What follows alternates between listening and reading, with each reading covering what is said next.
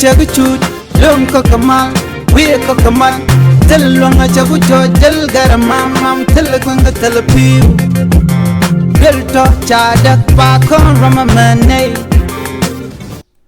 aner malak hen yam ko ne dial liang rajama en rajabana ko en kejan gwasame eler mi chala de shekel isha ber South Sudan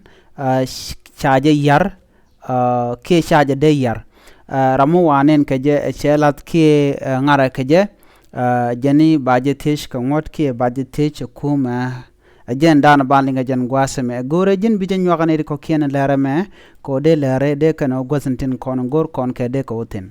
ajen ler dana de kono kwin ke jan gwasame bana chiwreide shala de shimu shala Rebecca Joshua okwashi en o ber South Sudan shayar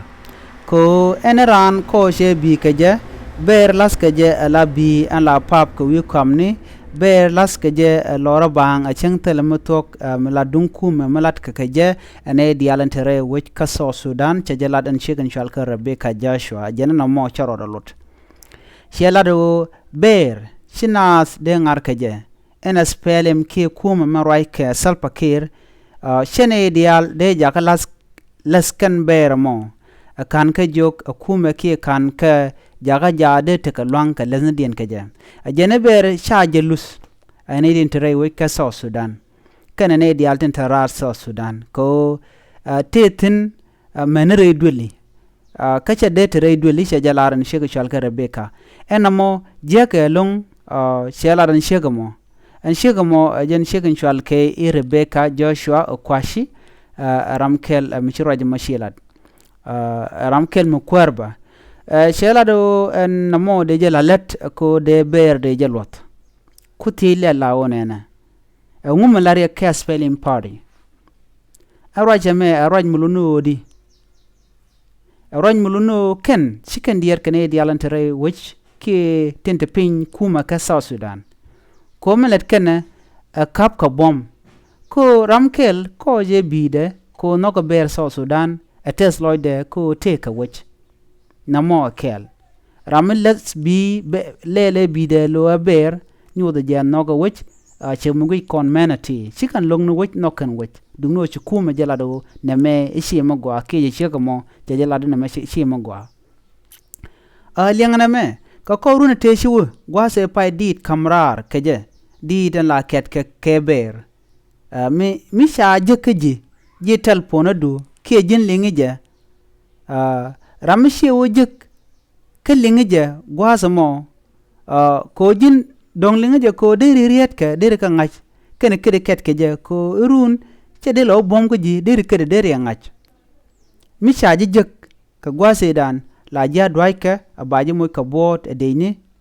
ko jin ishi dit ishi jangar kie ko tere talpona do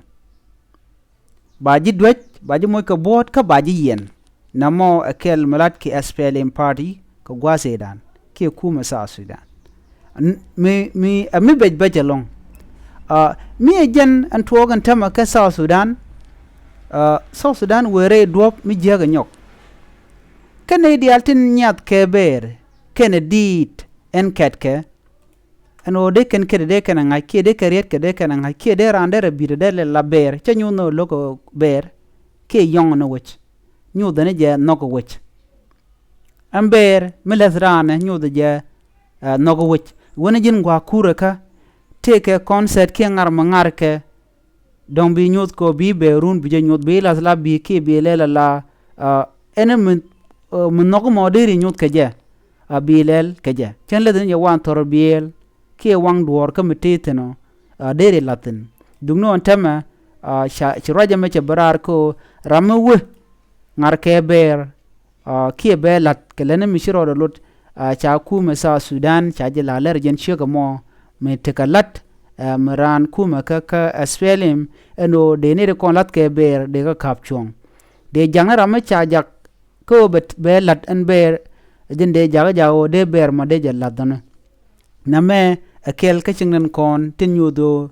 shiang baja name a dictatorship kia duo mnyudo chana kem freedom kia lor mimo emi jegba katin kon latke kene dialtin nyat ke ber kena dit ket kendit ke kwibar nuk dien ke ja she lok dien ke ja anomo ajeler dandi linga jan gwasame ramles ber ki ram ke dit ber nyudana je dere jangat men wi mondo dien teten lat ke je jongwane dialen ber de je print ke paper de la duelu de la du kom de la ni no mo nyudana je no go widu che nyuno jen logo wich no mo de je linga gwa aneten konti logo de ne ko ken de ken berian ki de loiden der te ke lesne ber ndan te ke ber wedien ne ti ten loidien ci jeng loidien dungno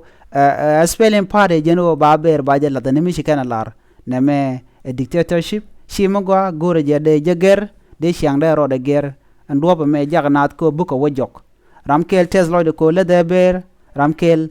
ku loide ku te de long ko jen TKB mi chele la ber South Sudan mi la ber weide ne me je le dande linga jen gwas me mi jiram jidit gore jen bi nywane ko ken broidan ba pega nono biata kamal bye bye